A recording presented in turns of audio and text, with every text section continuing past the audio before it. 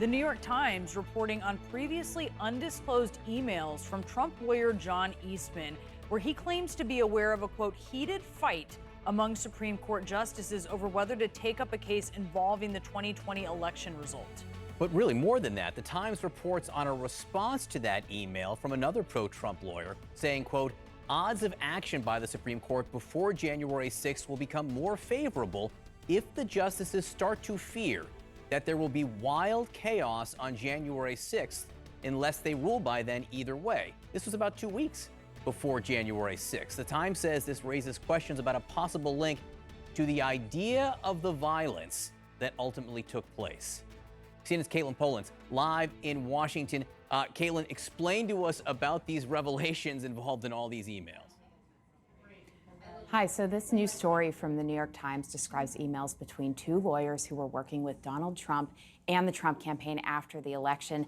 They appear to reveal that one lawyer, John Eastman, he's well connected among conservatives, a former Supreme Court clerk, that Eastman had insight into the internal deliberations of the Supreme Court, and another lawyer was using that information with him to look at ramping up their legal battle with an expectation of chaos on January 6th. So in these emails, the New York Times says that Eastman on Christmas Eve 2020 wrote, so the odds are not based on the legal merits, but an assessment of the justices' spines. And I understand that there is a heated fight underway. Eastman then says, for those willing to do their duty, that would be on the Supreme Court, we should help them by giving them a Wisconsin cert petition to add into the mix.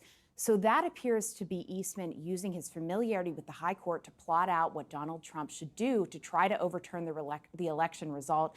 And then this second lawyer comes in. He's assisting the Trump campaign too. His name's Kenneth Chesbro. He replies to Eastman that the odds of action before January 6th will become more favorable if the justices start to fear that there will be wild chaos on January 6th unless they rule by then. Either way. So you see there that according to this report, there was discussion of how this effort by Trump to block the election using the courts could be considered at the same time that they were expecting his supporters to descend on Washington, this potentially intimidating moment, and how those two things, these two parts of the plan, were fitting together.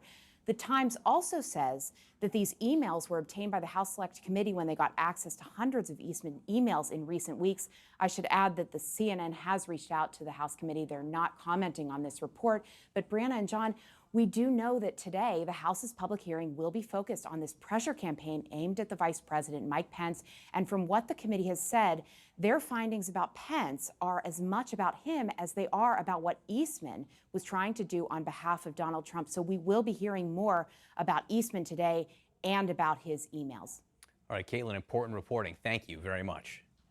Let's bring in now our CNN chief legal analyst and former federal prosecutor Jeffrey Toobin.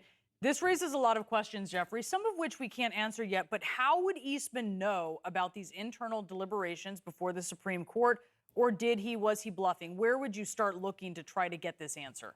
Well, one thing we know from various reporting, including by CNN, is that Eastman has been in touch with Ginny Thomas, the wife of Clarence Thomas, who was very active in trying to get the result of the election overturned.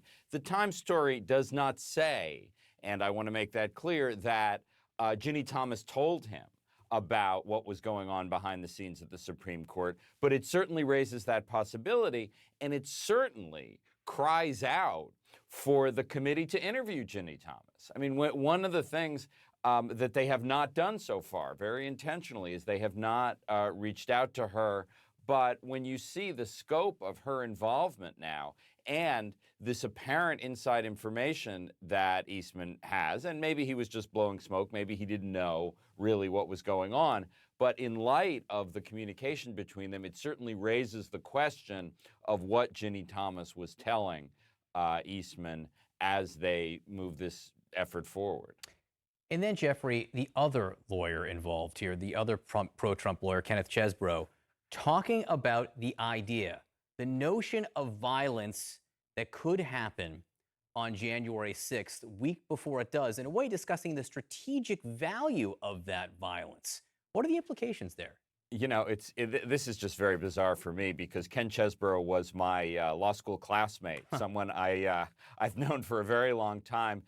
He was known as the Cheese in law school, and he is someone who's really practiced very much on his own for many years. He worked with Lawrence Tribe, the famous liberal Harvard law professor. And so it's very surprising to see him involved in this conservative effort.